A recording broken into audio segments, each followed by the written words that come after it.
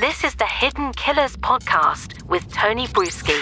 Forensic psychologist Kate Wallinga is with us right now as we continue to dissect the case against the alleged Long Island serial killer, Rex Heuermann. The big question that's asked quite often, I've heard a great advocate for this, Carrie Rawson, who's a daughter of BTK, always speaking up on behalf of families who are the victims of someone like this, who had a loved one, a father, a brother, whatever it may be, who commits these sort of crimes, and talks about how, you really don't necessarily realize what's going on while it's going on. After the fact, hindsight, maybe you can see a couple things here and there, but it's about clear as mud while you're living in it. When you look at this family, and I'm asking to do a little bit of guesswork here, or a little bit of making some assumptions. When we're looking at this family, what we have seen about them, does it strike you that this family was likely also victims of abuse, beat down? I'm not even necessarily saying physically, maybe, but mentally over the years, to maybe not even question anything that Rex was up to. I personally get that vibe just by looking at them. Like, these are broken people who don't even realize the situation that they were in, and I feel horrible for them. I feel horrible for them. There's a difference between abuse and family culture. Okay. And I don't know where on that spectrum it falls. So all I can offer as a parallel from my own family is that you don't talk about problems. Generational trauma is a thing. Yeah. And so I've learned things about my parents and my grandparents years and decades after it happened that were pretty serious events that they went through. And I've asked, why didn't you ever talk about this? I understand that not everybody presses charges for things, but why didn't I know? Yeah. For instance, my maternal grandparents had a wildly toxic and abusive relationship between themselves. I only ever saw them on vacations and visits and fun times, and I had no idea how bad things were. And until after my grandfather died, and then my grandmother started talking about it, and I asked her, what? What? Yeah, sure. Yeah, everything, yes.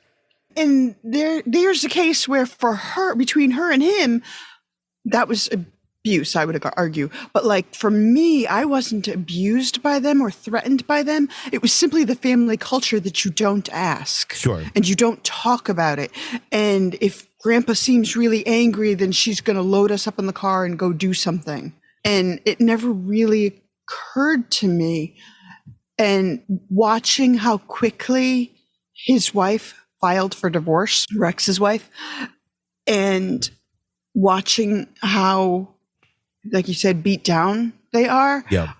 My suspicion is that at the very least, best case scenario, here's a family who had that culture of you don't ask things. And then you look back at it and go, oh, it was all right there. Right there in plain sight, but hard to know. And speaking of family culture, when that's in place and there's a certain culture, you don't realize that maybe your family culture is toxic, or maybe some of the choices in that culture are not so great, because that's what you're immersed in it. Unless you're outside of that culture and take some time, grow up, things of that nature, it takes those events to really get some insight into what's been, quote unquote, normal for so long.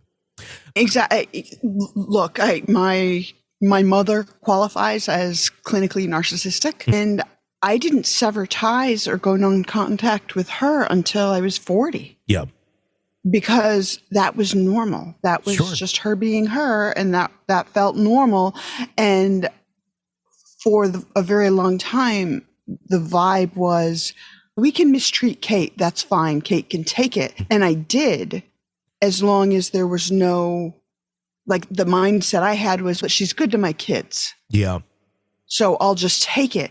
And it wasn't until I discovered that, no, she's not being good to the kids either. And in fact, it's getting worse, that's what spurred me to change things. So there are times just in normal family life where we think, oh, that's just Joe being Joe. That's Raymond being Raymond. And we let it happen and it's incremental, that if this person behaved this way on a first date, there wouldn't be a second date. But when they behave early on and then it's these steady little changes and you feel gaslit and you self-doubt and you end up with these horrible outcomes. Very well said.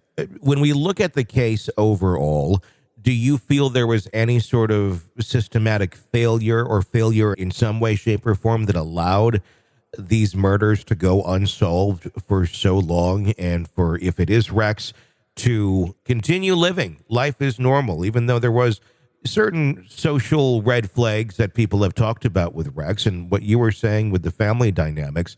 Was there anything that one could have looked into a little bit further to maybe figure out what was going on with this case, or was it put to the side because of the nature of it being these are hookers?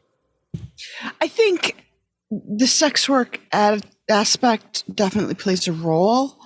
There are at least 10 bodies that have been found within the area of Gilgo Beach. And I don't know right now that I don't believe that Rex is guilty for all of them. I also suspect that we're going to find other victims in other states based on his own travel and his own tendencies and Israel Key's approach to things. And a successful, and I'm using visual quotes here, a successful serial offender knows to change things up and knows to fly under the radar and knows to choose victims that people aren't going to look for or care about as much. And the fact that the families of these victims did look and did care and did make a lot of noise definitely helped. But I think people don't realize how long DNA can take, especially 5 to 10 years ago. Sure. To get DNA results back. So people have talked about like where they've been for the past 12 years. They've known this guy. They've known what he looked like. They've known what car he drove.